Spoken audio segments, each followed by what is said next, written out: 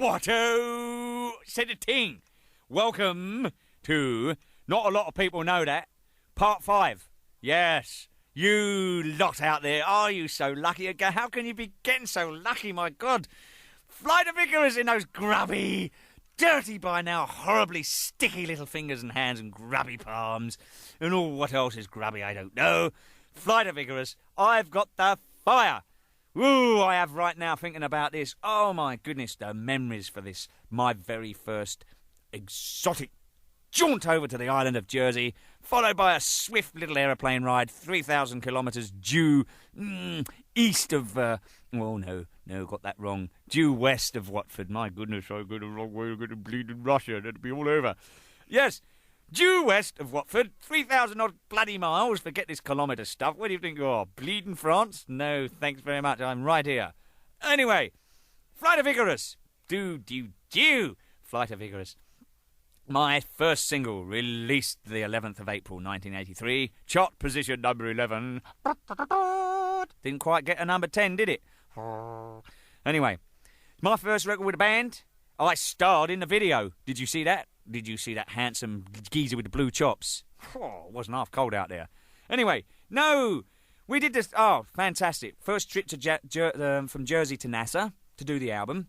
We had 5 weeks rehearsal in Jersey. Well, we had 2 weeks, really, because we ended up 3 weeks partying at the bar. My goodness, we had the only 24-hour bar on the island, and funnily enough, we managed to cram 25 hours in a day. So, there we are. 15 days before we're supposed to leave, 15 days, we hadn't even written any. Well, the boys had written something, we really hadn't rehearsed anything, because we was partying too much and having a good time and all that good stuff. So there you are. We get this, most of the songs written, get to Jersey, boom. Oh, by the way, when we first arrived in Jersey, the first place we went to was a place called the Traveller's Rest. Dear Tony Wiggins, our tour manager, he told us all about this place because he checked it out before us. He said, here, look, you've got to come in this place before we go. He said, the first thing we did, got off the plane, picked the suitcase up. Hello, they said, how are you? We're fine. Okay, you can come through. So we go through, get in the cabs. Off we go. Traveller's Rest. Stopped in the Traveller's Rest. You've got to have a banana daiquiri, says Tony Wiggins. We know, all right, let's have a drink. We'll have a banana. Which is banana, Jay? It's a puff drink. So, fair enough. So there we are. We sit at the bar, and there's 5 puffs sitting at the bar. Us. Drinking these daiquiris. No. So, when first one goes down, we thought, fucking great. Nothing to it. Let's have another one. Second one goes down. 15 minutes later, we're on a 3rd banana daiquiri. Now, we're talking serious alcohol here, but you don't taste it because it's a frozen drink. It's bunged in a blender, loads of ice, Todd Hunter's banana liqueur, banana out of the tree, and lots of whizzing about the various parts, and it's stick in a glass and stuff it up with a straw. For about 3 of these, as I said later, a quarter of an hour goes by, half an hour, we try to stand up and leave. I mean, it was like, where are we going?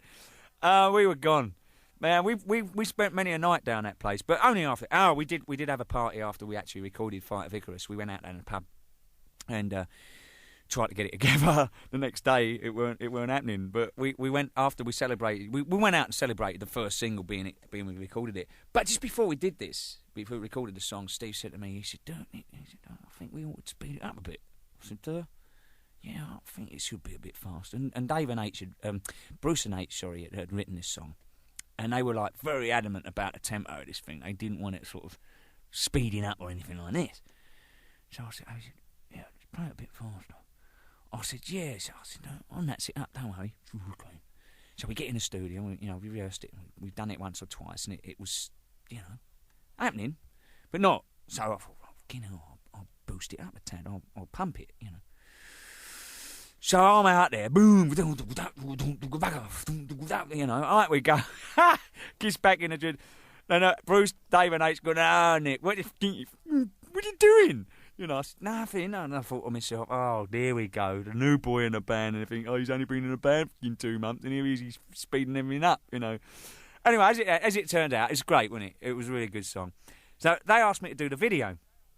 So out we are, and I said, they said, do you want to do the video? You'll be the old man in it. I said, the old man? Look at who you think you're talking to, old man. Give us a break. They said, well, you are, aren't you?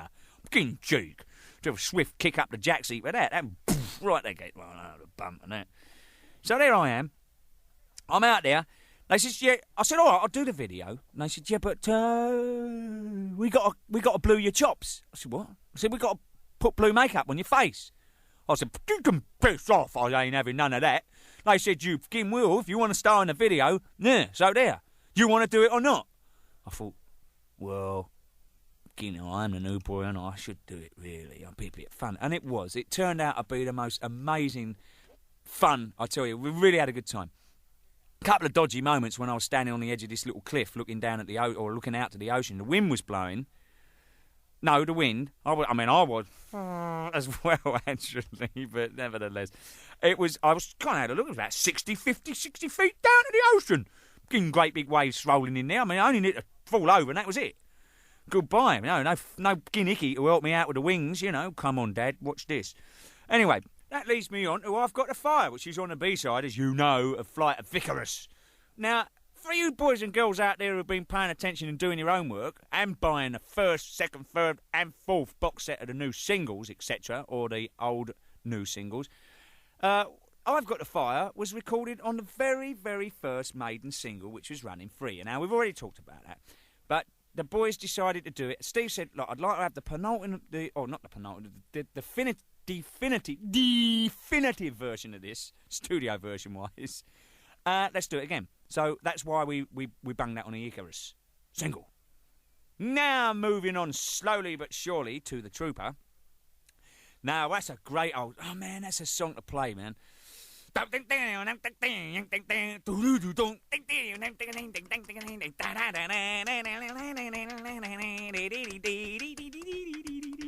that. Yeah, gosh. Bringing back some... I want to get out and do it. Based on a charge of the Light Brigade. Watch out. My goodness. Whoa. Never has there been so many to fight so few. Or whatever. I don't know. That was Winnie, wasn't it? The wrong one. Ace's Eye. That's coming up next, kids. Yeah, well, it's, you know, it's in the next box set. If you go out and buy it, you'll hear it on the next Nicko's. You didn't know. You know, not a lot of people knew that, right? Number 6, I guess it will be then. But anyway. Yeah. Oh, I remember. What was it? Into the Valley of Death rode the however many it was. That was what I was trying to think of, and I got the Winnie quote round the wrong way. Nevertheless, yes, great song. Cross-Eyed Mary. Ian Anderson wrote this song. Jethro Tull played it. We recorded it. The B-side. Did I tell you it was released the 20th of June 1983? Chart position 12. Well, if I told you that once already, too bad. So what? See? We'll get that one in. And as a matter of fact, the Cross-Eyed Mary received, ultimates, loads of, and insies and outsies of US airplay. I tell you, this was one of the biggest, the song to be played the most on US airplay from Iron Maiden. And that funny. It's the best one they ever, that they ever played. Well, as Esther Ransom would say, that's in life, isn't it? Oh, by the way, just before I sign off, because I've got to go now, there's a beer waiting for me down the road on the bar, so I thought I'd better go in and have myself a little liquid libation, being I'm halfway through these little box sets here.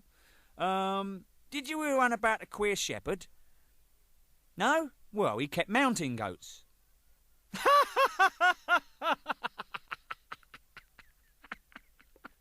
It's stupid, isn't it? I love it, though. Oh, gosh. Okay, take care of yourselves. See you later, all right? Bye.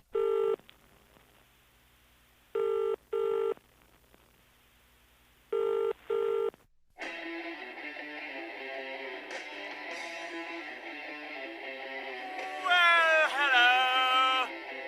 You've reached the Mcbrain residence. Yeah?